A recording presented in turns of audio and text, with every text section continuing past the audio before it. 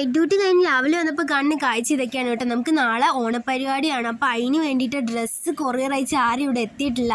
അത് വിളിച്ച് ചോദിക്കുകയാണ് കേട്ടോ. എത്തിയെന്നാൽ നമ്മളെ റൂമിലുള്ള കുറച്ച് പേരൊക്കെ കൊണ്ടുവന്നിട്ടുണ്ടായിരുന്നു. അവരിതാണ് സാരിയൊക്കെ ഡ്രേപ്പ് ചെയ്ത് വെക്കുകയാണ്. സോനയാണ് ഡ്രേപ്പിസ്റ്റ്, ഹെൽപ്പർ ഇക്കുവാണ് കേട്ടോ. ഇക്കു ഭയങ്കരമാണ്. ഞാൻ വന്നപ്പം തൊട്ട് ഇക്കു തേക്കുക ഒക്കെ ചെയ്യുവാണ് കേട്ടോ. പിന്നെ മേഘു ഇക്കുവായി, പിന്നെ സോന ലാസ്റ്റ് വന്നായിരുന്നു കേട്ടോ. എല്ലാവരെയും ഫംഗ്ഷൻ വന്നാൽ സോനയാണ് കേട്ടോ എല്ലാവർക്കും സാരി ഉടുപ്പിച്ച് കൊടുക്കുന്നതും ഡ്രേപ്പ് ചെയ്ത് എടുക്കുന്നതൊക്കെ. അങ്ങനെ അവരുടെ എല്ലാവരെയും സാരി ഡ്രേപ്പ് എല്ലാം കഴിഞ്ഞതാണ്ട് എല്ലാം സെറ്റാക്കി വെച്ചിട്ടുണ്ടെങ്കിൽ നാളെ പോയാൽ മതി. മേഘുവാണ് കേട്ടോ മലയാളി മങ്ക. മേഘുവിൻ്റെ കൊറിയർ ഇവിടെ എത്തിയിട്ടില്ല, അതിൻ്റെ വിഷമത്തിലാണ് കേട്ടോ മേഘു ഇരിക്കുന്നത്. പിന്നെ സോനയ്ക്ക് 2 ഡ്രസ്സുണ്ട്, അതിൽ 7 ഡ്രസ്സ് ഇടണമെന്നുള്ള കൺഫ്യൂഷനിലാണ് കേട്ടോ സോന. അങ്ങനെ എല്ലാം സെറ്റാക്കിയിട്ടുണ്ടെങ്കിൽ നമുക്ക് നൈറ്റ് ഡ്യൂട്ടിക്ക് ഇന്ന് പോകണം. പിന്നെ നാളെ രാവിലെ 10 മണിക്ക് നമ്മളെത്തിത്തോളം പ്രോഗ്രാം 10-11 മണിക്ക് കണ്ടോ. അപ്പം നമുക്ക് ഉറങ്ങാൻ പറ്റില്ല. അങ്ങനെ നമ്മൾ വൈകിട്ടായപ്പോഴത്തേക്ക് ഫുഡൊക്കെ കഴിച്ചിട്ട് നേരെ നൈറ്റ് ഡ്യൂട്ടിക്ക് പോയിട്ടുണ്ടായിരുന്നു. ഉറക്കമില്ല ഗായ്സ്.